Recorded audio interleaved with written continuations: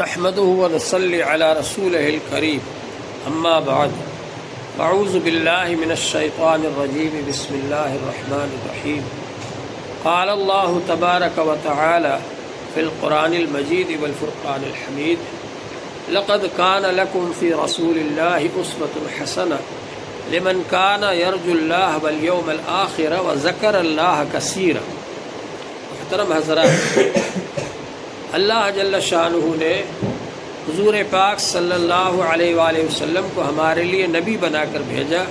یہ اللہ تعالیٰ کا بہت بڑا احسان ہے کہ ہم کو اللہ تعالیٰ نے حضور پاک صلی اللہ علیہ وآلہ وسلم کی امت میں پیدا فرمایا۔ حضور پاک صلی اللہ علیہ وآلہ وسلم سے پہلے جتنے بھی انبیاء علیہ السلام تشریف لائے وہ کسی خاص جگہ کے لیے تشریف لائے، خاص قوم کے لیے تشریف لائے، خاص زمانے کے لیے تشریف لائے، لیکن حضور صلی اللہ علیہ وآلہ وسلم تمام انسانوں کے لیے تشریف لائے۔ اللہ تعالیٰ نے فرمایا قُلْ يَا أَيُّهَا النَّاسُ إِنِّي رَسُولُ اللَّهِ إِلَيْكُمْ جَمِيعًا، آپ کہہ دیجئے انسانوں میں تم سب کے لیے رسول بن کر کے آیا ہوں، تمام انسانوں کے لیے رسول بن کر آئے حضور پاک صلی اللہ علیہ وآلہ وسلم۔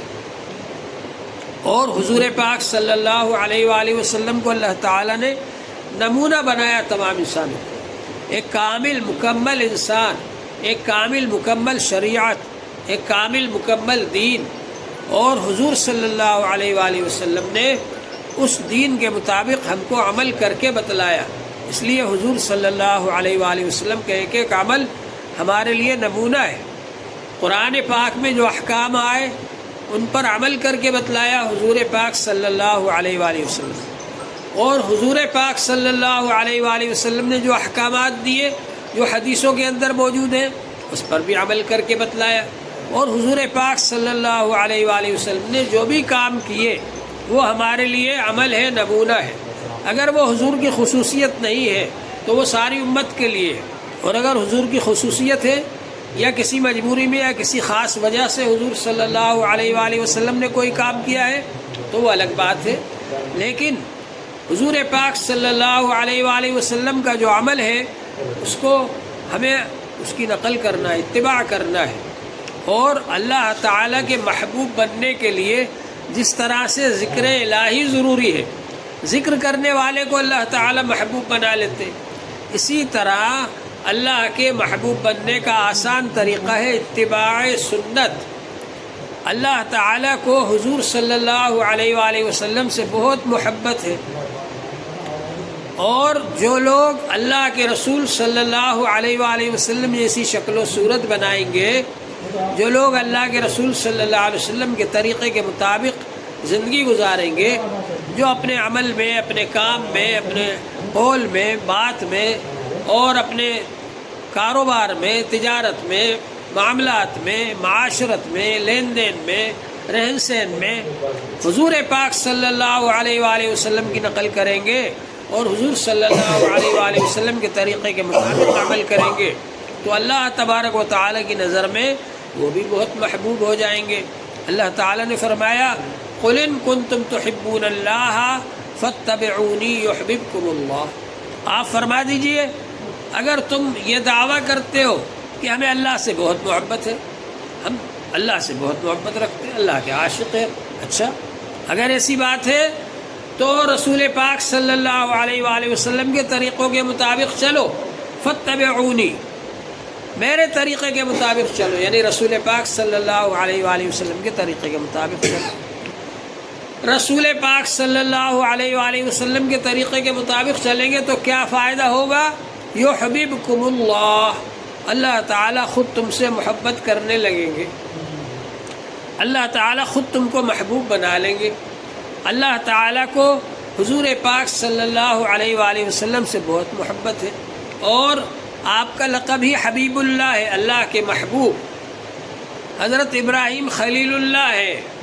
اور حضور پاک صلی اللہ علیہ وآلہ وسلم حبیب اللہ ہے۔ اللہ تبارک و تعالیٰ کے عاشق ہیں حضرت ابراہیم علیہ السلام، اور حضور صلی اللہ علیہ وآلہ وسلم اللہ کے محبوب ہیں، حبیب اللہ ہیں آپ۔ تو جب اللہ کے محبوب صلی اللہ علیہ وآلہ وسلم جیسی شکل و صورت بنائیں گے، اپنے کام کاج کاروبار ہر کام میں حضور صلی اللہ علیہ وسلم کے طریقے کو اختیار کریں گے تو اللہ تبارک و تعالیٰ آپ کو محبوب بنا لیں گے، اللہ تعالیٰ آپ سے محبت کرنے لگیں گے، یحببکم اللہ۔ اور جب اللہ تعالیٰ محبت کرنے لگیں گے تو اللہ تعالیٰ تمام گناہوں کو معاف فرما دیں گے۔ تو اللہ تبارک و تعالیٰ سے محبت کرنے کا آسان طریقہ کیا ہے؟ سنتوں کے مطابق عمل کرنا، اپنے آپ کو سنتوں کے مطابق ڈھالنا، حضور صلی اللہ علیہ وآلہ وسلم کے طریقے کو اپنے ہر عمل میں زندہ کرنا۔ حضور پاک صلی اللہ علیہ وآلہ وسلم نے کس وقت کیا بات فرمائی، کس وقت کون سا عمل کیا، کس وقت حضور صلی اللہ علیہ وآلہ وسلم نے کیا کام کیا، یہ سب حدیثوں کے اندر موجود ہے۔ دوسرے کسی نبی کے بارے میں اور کسی بھی پیغمبر کے بارے میں یا کوئی ریفارمر مسلح ہوا ہے اصلاح کرنے والا، اس کے بارے میں اس کی پوری زندگی آپ کو نہیں ملے گی کتابوں میں لکھی ہوئی، لیکن حضور پاک صلی اللہ علیہ وآلہ وسلم کی پوری زندگی پیدائش سے لے کر وفات تک سیرت پاک کے اندر موجود ہے، لکھی ہوئی۔ اور پھر جب سے حضور صلی اللہ علیہ وآلہ وسلم کو نبی بنایا گیا اس وقت سے آپ نے کیا بات فرمائی، کیا کام کیا، کس طریقے پر کیا، یہ سب موجود ہے حضور صلی اللہ علیہ وسلم کی سیرت پاک اور حدیث پاک۔ اور حدیث پاک بڑی سندوں کے ساتھ موجود ہے۔ دوسری جو کتابیں ہیں، سیرت کی کتابیں ہیں، وہ تاریخی کتابیں، لیکن حدیث کی جو کتابیں وہ بہت مستند ہے، اس لیے کہ مسلمانوں نے اپنے نبی صلی اللہ علیہ وآلہ وسلم کی حدیثوں کی حفاظت کے لیے مستقل ایک فن جاری کیا جس کا نام ہے حدیث، جس کا نام ہے سند۔ سندوں کا سلسلہ جاری فرمایا۔ سند کا مطلب یہ ہے کہ آپ یہ جو حدیث بیان کر رہے ہو، آپ کے استاذ کون ہیں، ان کے استاذ کون ہیں، ان کے استاذ کون ہیں، ان کے استاذ کون ہیں، یہ سلسلہ حضور صلی اللہ علیہ وآلہ وسلم تک پہنچنا چاہیے۔ پھر آپ کی سند کے اندر، اس سلسلے کے اندر جتنے آدمی آئے، کہاں پیدا ہوئے، کب پیدا ہوئے، کیا پڑھا لکھا، کون ان کے استاذ تھے، کون ان کے شاگرد تھے، کیا کیا حدیثیں انہوں نے بیان کی، کیا کیا کام کیے، یعنی صرف حضور صلی اللہ علیہ وآلہ وسلم کی زندگی کی حفاظت کے لیے اور آپ کی حدیثوں کی حفاظت کے لیے محدثین کرام نے اتنا بڑا کارنامہ انجام دیا کہ ہزاروں کی تعداد میں جو راوی ہیں، جو محدثین ہیں، جو حدیثوں کو بیان کرنے والے ہر زمانے میں، ان سب کی زندگیوں کو بھی محفوظ کر دیا کہ وہ کہاں پیدا ہوئے، کب پیدا ہوئے، کیسی زندگی گزاری، کیسے لوگ تھے، کن کن سے پڑھا، کن کن کو پڑھایا، سب محفوظ کر دیا اسماء رجال کے نام سے۔ یہ فن کہیں نہیں ملے گا، صرف مسلمانوں نے ایجاد کیا اسماء رجال کا فن، اور اس میں راویوں کی اور محدثین کی تمام زندگیوں کو محفوظ کر دیا کہ وہ اپنے زمانے کے اندر کیسے لوگ تھے، کتنی انہوں نے مشقتیں کی دین کو حاصل کرنے کے لیے اور دین کو پھیلانے کے لیے اور حدیثوں کو پڑھانے کے لیے اور حدیثیں پڑھنے کے لیے کتنی مشقتیں انہوں نے برداشت کی، وہ سب مل جائے گا آپ کو۔ سندوں کے ذریعے سے جو حدیثیں ہم تک آئی ہیں وہ صحیح حدیثیں بھی ہیں، حسن حدیثیں بھی ہیں، ان سب حدیثوں کی روشنی میں ہم یہ بات کہہ سکتے ہیں کہ حضور پاک صلی اللہ علیہ وسلم کی زندگی کا ایک ایک عمل ہمارے پاس محفوظ ہے۔ مجلس میں آپ کیا کرتے تھے، مسجد میں آپ کیا کرتے تھے، آپ بیان کیسے کرتے تھے، آپ نماز کیسے پڑھتے تھے، کیسے پڑھاتے تھے، خطبے میں کیا بات فرماتے تھے، یہ سب باتیں تو ہے ہی ہے، لیکن گھر کے اندر آپ کس طرح رہتے تھے، گھر والوں کے ساتھ کیسا برتاؤ کرتے تھے، وہ ساری چیزیں بھی آپ کی گھریلو زندگی بھی محفوظ ہے۔ حضور پاک صلی اللہ علیہ وسلم کی پوری سیرت پاک، پوری زندگی آج ہمارے پاس محفوظ ہے، اور آج ہم یہ کہہ سکتے ہیں کہ اگر کوئی شخص حضور پاک صلی اللہ علیہ وآلہ وسلم کی زندگی کو نمونہ بنانا چاہے اور اپنی زندگی کا ہر عمل اور ہر کام حضور پاک صلی اللہ علیہ وآلہ وسلم کی سیرت پاک کی روشنی میں کرنا چاہے اور سنتوں کی روشنی میں کرنا چاہے تو وہ ہر شخص کر سکتا ہے، چاہے وہ مزدور ہو، اس کے لیے بھی حضور صلی اللہ علیہ وسلم کی زندگی میں نمونہ ہے، اگر وہ چرواہا ہے اس کی زندگی میں بھی حضور صلی اللہ علیہ وسلم کے لیے نمونہ ہے، تجارت کرنے والا ہے اس کی زندگی میں بھی حضور صلی اللہ علیہ وسلم کی سیرت میں نمونہ ہے۔ اسی طرح سے اگر حکمراں ہے، حاکم ہے، بادشاہ ہے، قاضی ہے، جج ہے، اس کے لیے بھی حضور صلی اللہ علیہ وسلم کی زندگی میں نمونہ ہے۔ کوئی بھی کام آپ کرنا چاہیں حضور صلی اللہ علیہ وسلم کی زندگی میں آپ کے پاس نمونہ موجود ہے، آپ اس کی روشنی میں وہ کام کر سکتے ہیں، اور حدیثوں کے اندر ہدایات موجود ہے کہ کس طریقے پر کیا کام کرنا ہے، جو حضور پاک صلی اللہ علیہ وسلم نے ہدایات دی، جو آپ نے ارشادات فرمائے اور جو کام کر کے بتلائے، اور جو کام حضور صلی اللہ علیہ وآلہ وسلم کے سامنے کیے گئے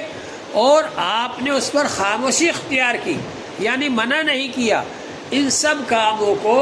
حدیث کہا جاتا ہے۔ اور حدیث میں سے جو کام امت کر سکتی ہے اس کو سنت کہا جا سکتا ہے۔ حدیثیں دو قسم کی ہے، ایک تو وہ ہے جو حضور صلی اللہ علیہ وسلم کے لیے خاص ہے، جو حضور صلی اللہ علیہ وسلم کی خصوصیت ہے، اس کو امت نہیں کر سکتی۔ مثال کے طور پر امتی صرف 4 تک سے نکاح کر سکتا ہے، 4 سے زیادہ سے نہیں کر سکتا، وہ بھی اجازت ہے، وہ بھی انصاف کی شرط کے ساتھ ہے کہ اگر انصاف کر سکتے ہو 1 سے زیادہ کر لو، 2 کر لو، 3 کر لو، 4 سے زیادہ نہیں کر سکتے۔ لیکن حضور صلی اللہ علیہ وآلہ وسلم کو اللہ تعالیٰ نے عورتوں کے اندر دین پھیلانے کے لیے اور دین کی تبلیغ اور تعلیم کے لیے، عورتوں کو دین سے جوڑنے کے لیے 4 سے زیادہ شادیاں کرنے کی بھی اجازت دی، مگر یہ فرما دیا خالصۃ لک من دون المؤمنین، صرف آپ کے لیے ہے، ایمان والوں کے لیے نہیں ہے۔ اب یہ سنت نہیں ہے کوئی سوچنے لگے کہ حضور نے بھی تو 4 سے زیادہ شادیاں کی تھی تو میں بھی کر لوں، سنت پہ عمل ہو جائے گا، یہ سنت نہیں ہے۔ سنت وہ ہے جو امت کے لیے جائز ہے، جو کام حضور صلی اللہ علیہ وسلم نے کیا اور اس پر امت کو بھی اجازت ہے عمل کرنے کی، وہ سنت۔ حضور پاک صلی اللہ علیہ وآلہ وسلم شعبان کے مہینے میں بہت زیادہ روزے رکھتے تھے، اور آپ مسلسل روزے رکھتے تھے شعبان کے مہینے میں، لیکن آپ نے امت کو منع فرمایا کہ شعبان کے آخر میں زیادہ روزے نہ رکھو، کہیں ایسا نہ ہو کہ رمضان آئے تو اب تم کہو گے ارے صاحب میں تو بہت کمزور ہو گیا، میں نے شعبان میں زیادہ روزے رکھ لیے تھے، اس لیے اب میں رمضان میں کیسے روزے رکھوں؟ ارے رمضان کے روزے تو فرض ہیں، اس لیے اس کی تیاری شعبان سے کرو، اور شعبان سے اس کی تیاری کا طریقہ یہ ہے کہ شعبان میں روزے نہ رکھو تاکہ رمضان میں آپ کو طاقت حاصل رہے، قوت حاصل رہے، اور آپ رمضان کا روزہ اہتمام سے رکھ سکو۔ تو حضور پاک صلی اللہ علیہ وآلہ وسلم شعبان کے مہینے میں روزے رکھتے تھے، لیکن آپ نے امت کو منع فرمایا کہ امت شعبان کے آخر میں روزے نہ رکھے، کہیں ایسا نہ ہو اس کی وجہ سے کمزوری ہو جائے، پھر رمضان کا روزہ رکھنے میں کوتاہی ہو جائے۔ تو اب شعبان کے آخر میں مسلسل روزے رکھنا یہ حدیث تو ہے، حضور نے رکھے، جب اس کو بیان کیا جائے گا تو حدیث ہے یہ، لیکن سنت نہیں ہے۔ سنت وہ ہے جو کام امت کر سکتی ہے، جس کی اجازت ہے امت کو کرنے کی۔ تو حضور پاک صلی اللہ علیہ وآلہ وسلم کے جس کام میں خصوصیت نہیں ہے وہ کام امت کرے حضور کے طریقے پر، یہ ہے نمونہ۔ حضور صلی اللہ علیہ وسلم تمام انسانوں کے لیے نمونہ بن کر تشریف رہے، اور حضور صلی اللہ علیہ وسلم کی زندگی اتنی پاکیزہ، اتنی مقدس، اتنی بہترین کہ سارے انسان اگر اس کے مطابق اپنی زندگی بنا لیں گے کامیاب ہو جائیں گے۔ اس لیے اللہ تعالیٰ نے حضور صلی اللہ علیہ وسلم کو ڈنکے کی چوٹ پر تمام انسانوں کے لیے نمونہ بتایا۔ لقد کان لکم فی رسول اللہ اسوۃ حسنہ، یقیناً رسول پاک صلی اللہ علیہ وآلہ وسلم کی زندگی میں تمہارے لیے نمونہ ہے، اور کسی کی زندگی کو نمونہ نہیں بتایا کہ کسی اور کا نمونہ اختیار کر کے اور عمل کرنے لگو۔ حضور صلی اللہ علیہ وآلہ وسلم کی زندگی نمونہ ہے تمام انسانوں کے لیے، اس کے مطابق عمل کرے۔ اور نمونے کون لوگ بنائیں گے نمونہ حضور صلی اللہ علیہ وسلم کی زندگی کو؟ لمن کان یرجو اللہ والیوم الآخر، جو اللہ کی امید رکھتا ہو، اللہ سے محبت، اللہ سے تعلق، اللہ سے ملاقات، ان سب چیزوں کی جو امید رکھتا ہو کہ مجھے اللہ مل جائے، میں اللہ سے تعلق جوڑ لوں، میں اللہ کا محبوب بن جاؤں، جو اللہ کو چاہتا ہے، اللہ کی امید رکھتا ہے، وہ حضور صلی اللہ علیہ وسلم کو نمونہ بنائے، حضور صلی اللہ علیہ وسلم کی زندگی کو نمونہ بنائے۔ لمن کان یرجو اللہ والیوم الآخر، اور آخرت کے دن کی امید رکھتا ہے کہ آخرت کے دن میں جا کر اللہ سے ملنا ہے، اللہ سے ملاقات کرنا ہے، اللہ کو حساب و کتاب دینا ہے اپنی زندگی کا۔ ایسا آدمی جو آخرت پر یقین رکھتا ہے اور اللہ سے ملنے کی امید رکھتا ہے آخرت میں، وہ نمونہ بنائے گا۔ اور کون نمونہ بنائے گا؟ وذکر اللہ کثیرا، بہت زیادہ اللہ کا ذکر کرنے والے، ان کے لیے بھی نمونہ ہے نبی صلی اللہ علیہ وسلم کی زندگی میں۔ یعنی آپ جو ذکر کر رہے ہیں یہ اپنی طرف سے نہیں کر رہے، آپ جو ذکر کر رہے ہیں یہ کوئی بدعت نہیں ہے، آپ جو ذکر کر رہے ہیں یہ بھی سنت ہے۔ اللہ نے حکم بھی دیا قرآن پاک میں جگہ جگہ، وَاذْكُرُوا اللَّهَ كَثِيرًا لَعَلَّكُمْ تُفْلِحُونَ، بہت زیادہ اللہ کا ذکر کرو تاکہ کامیاب ہو جاؤ۔ اور حضور پاک صلی اللہ علیہ وسلم بہت زیادہ ذکر کرتے تھے۔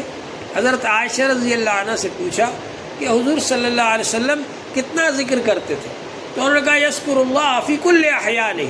ہر وقت آپ اللہ کا ذکر کرتے تھے، ہر وقت آپ اللہ کا ذکر کرتے رہتے۔ تو جو آدمی اللہ کا ذکر زیادہ کرنا چاہے اس کے لیے بھی حضور صلی اللہ علیہ وآلہ وسلم کی زندگی میں نمونہ ہے۔ تو ہمیں نمونہ اختیار کرنا ہے حضور پاک صلی اللہ علیہ وسلم کی زندگی۔ آج کل لوگوں نے حضور پاک صلی اللہ علیہ وسلم کے طریقے پر چلنا چھوڑ دیا، دوسرے لوگوں کے طریقے پر چل رہے ہیں، تو اس کا نتیجہ یہ ہے کہ ناکامی ہو رہی ہے۔ حضور صلی اللہ علیہ وسلم کے طریقے پر چلیں گے تب ہی کامیابی ہوگی۔ دنیا کے اندر اب کوئی مذہب ایسا نہیں ہے جو باقی ہو، سب منسوخ ہو چکے، کینسل ہو چکے۔ حضور صلی اللہ علیہ وآلہ وسلم نے فرمایا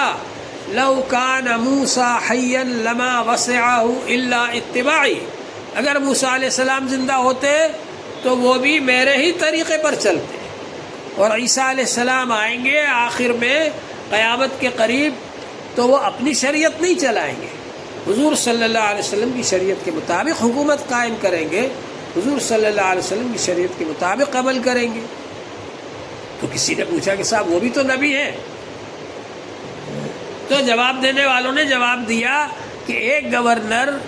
اپنے صوبے میں سے دوسرے صوبے میں چلا جائے تو وہاں اس کی حکومت تھوڑی چلے گی، وہاں کا جو گورنر ہے اس کی حکومت چلے گی وہاں۔ ہمارے صوبے کا گورنر اگر دوسرے صوبے میں چلا جائے وہاں اس کی حکومت نہیں چلے گی، وہاں کا جو حکومت کا گورنر ہے اس کی حکومت چلے گی وہاں پر۔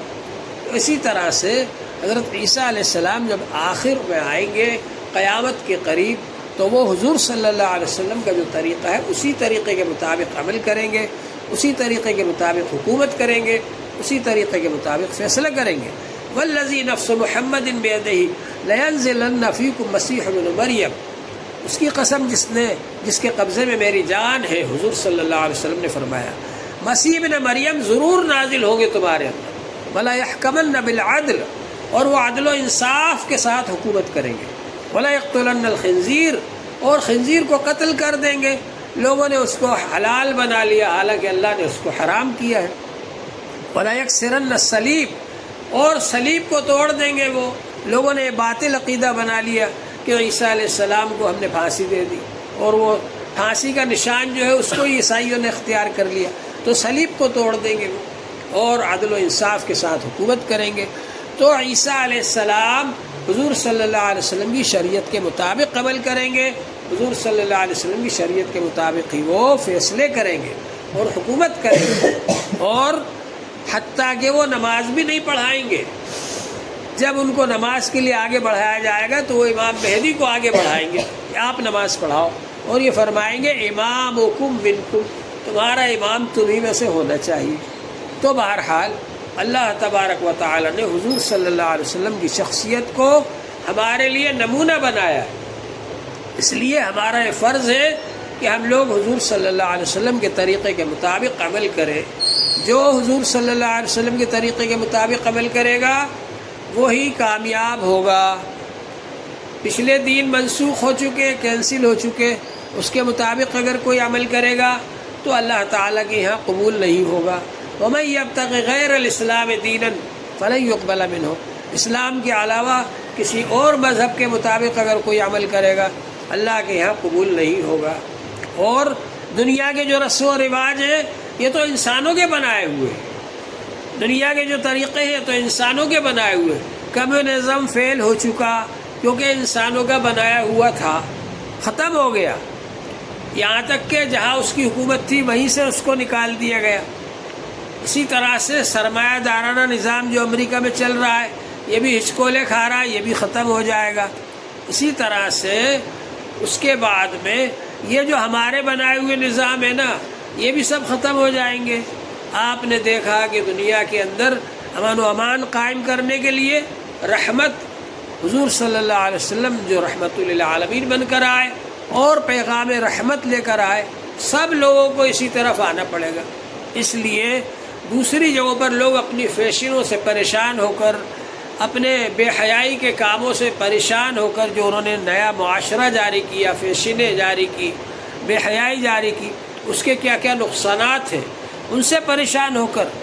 اور اپنے بنائے ہوئے طریقے سے پریشان ہو کر تیزی سے اسلام قبول کر رہے ہیں۔ جن ملکوں کو ہم سمجھتے تھے کہ وہ نئے ملک ہیں، نئی فیشن والے ملک ہیں، نیا کلچر ہے ان کا، وہ سب اپنا کلچر چھوڑ کر اسلام کی طرف آ رہے ہیں اور ریسرچ کر رہے ہیں، تحقیقات کر رہے ہیں، معلومات کر رہے ہیں ایک ایک سنت کے بارے میں۔ یہ سنت حضور صلی اللہ علیہ وسلم کا طریقہ ہے، حضور نے کام کیا، کیوں کیا، اس سے کیا فائدہ ہے انسان کو، اس کی صحت کے لیے، زندگی کے لیے، سماج کے لیے کیا فائدہ، ریسرچ کر رہے ہیں اور ان کو معلوم ہو رہا ہے کہ حضور پاک صلی اللہ علیہ وسلم کی سنتوں میں بہت فائدے ہیں انسان کے لیے۔ اور قرآن پاک کی آیتوں پر ریسرچ کر رہے ہیں کہ قرآن پاک کی آیت میں اللہ نے کون سا حکم کب فرمایا، کیوں فرمایا، اس سے کیا فائدہ ہے انسان کے لیے، اس پر ریسرچ کر رہے ہیں اور تحقیقات کر کے وہ لوگ اسلام کی طرف آ رہے ہیں۔ اور ہم لوگ نسلی مسلمانوں کے گھر میں پیدا ہو گئے، بغیر محنت کے، بغیر مجاہدے کے، بغیر قربانی کے دین مل گیا ہم کو۔ اس دین کی ہم کو قدر نہیں ہے، اس دین کی ہمیں قدر کرنا چاہیے۔ حضور صلی اللہ علیہ وسلم سے بہتر کوئی نبی نہیں، حضور صلی اللہ علیہ وسلم سے اچھے کوئی پیغمبر نہیں۔ صحابہ اکرام نے اپنی زندگیاں حضور صلی اللہ علیہ وآلہ وسلم کے طریقے کے مطابق بنائی۔ اس کا یہ نتیجہ ہے کہ صحابہ اکرام کی ایسی پاکیزہ جماعت نہ اس سے پہلے دنیا نے دیکھی نہ اس کے بعد دیکھی۔ ایسی پاکیزہ جماعت صحابہ اکرام کی آسمان اور زمین نے کبھی نہیں دیکھی، چاند و سورج نے کبھی نہیں دیکھی، کیونکہ انہوں نے اپنی زندگیاں حضور صلی اللہ علیہ وسلم کی سنتوں کے سانچے میں ڈھال لیا تھا۔ حضور پاک صلی اللہ علیہ وسلم کے طریقے کے مطابق وہ عمل کرتے تھے۔ تو اللہ تبارک و تعالی نے اسی دنیا کے اندر بتا دیا کہ ہم کس طرح سے کامیابی دیتے ہیں۔ جو دین پر عمل کرتا ہے، جو دین کے لیے قربانیاں دیتا ہے، اس کو ہم کس طرح سے دنیا میں بھی کامیاب کرتے ہیں اور آخرت کی کامیابی تو ہے ہی ہے۔ اور جو لوگ دین سے پلٹ جاتے ہیں، دین سے پھر جاتے ہیں، اللہ تبارک و تعالی ان کو دنیا میں ذلیل کر کے بھی بتاتا ہے کہ جس طرح سے یہ لوگ ذلیل ہو رہے ہیں، پریشان ہو رہے ہیں دین کو چھوڑنے کی وجہ سے۔ وہ معزز تھے زمانے میں مسلمان ہو کر اور ہم خوار ہوئے تارک قرآن ہو کر، قرآن کو چھوڑ دیا، حدیث کو چھوڑ دیا، دین کو چھوڑ دیا اور دنیا کے پیچھے لوگ بھاگ رہے ہیں اور دنیا بھی نہیں مل رہی۔ دنیا جب ملتی ہے جب کہ آدمی دین پر عمل کرے، جب دین پر عمل کرتا ہے دنیا خود بخود آتی ہے اس کے پاس، اور جو دنیا کے پیچھے بھاگتا ہے دنیا اس سے آگے بھاگتی ہے۔ تو اللہ جل شانہ نے ہم لوگوں کو یہ موقع عطا فرمایا ہے حضور صلی اللہ علیہ وآلہ وسلم کی سنتوں کو معلوم کریں، کس وقت حضور صلی اللہ علیہ وسلم نے کیا کام کیا، اور کوشش کریں ہمارا ہر عمل حضور صلی اللہ علیہ وآلہ وسلم کے طریقے کے مطابق ہو۔ یہ ہے کہ جائز کی حد میں ہو، ناجائز نہ ہو، اس کی ہم کوشش کریں۔ تو انشاءاللہ تعالی دنیا میں بھی کامیابی ہوگی اور آخرت میں بھی کامیابی ہوگی۔ اللہ تعالیٰ کی محبت حاصل کرنے کا آسان ذریعہ ہے اللہ کا ذکر کرنا اور حضور صلی اللہ علیہ وآلہ وسلم کے طریقے کے مطابق عمل کرنا۔ یہ دو کام اگر ہم نے کیے تو اللہ کی محبت حاصل ہوگی، اللہ کے محبوب بن جائیں گے، اور جب اللہ کے محبوب بن جائیں گے تو ساری پریشانیاں دور ہو جائیں گی، سارے جتنے بھی ہمارے کام ہیں رکے ہوئے وہ سب حل ہو جائیں گے اگر ہم نے حضور صلی اللہ علیہ وسلم کے طریقے کے مطابق عمل کیا تو۔ اللہ جل شانہ ہم سب کو اس کی توفیق عطا فرمائے۔ وآخر دعوانا ان الحمد للہ رب